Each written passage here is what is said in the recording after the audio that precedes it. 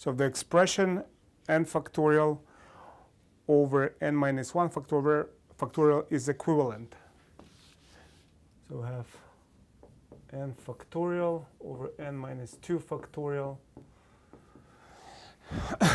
So what can we do here?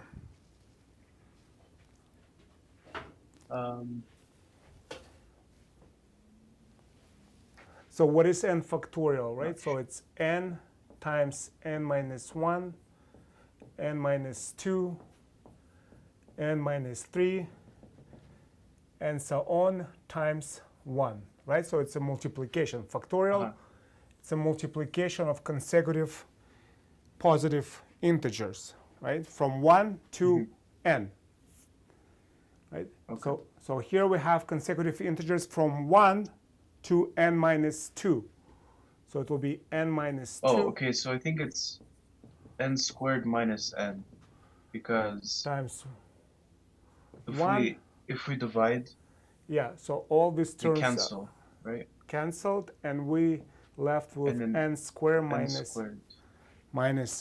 n. N, yeah. Right, which leaves us with a. A, yeah.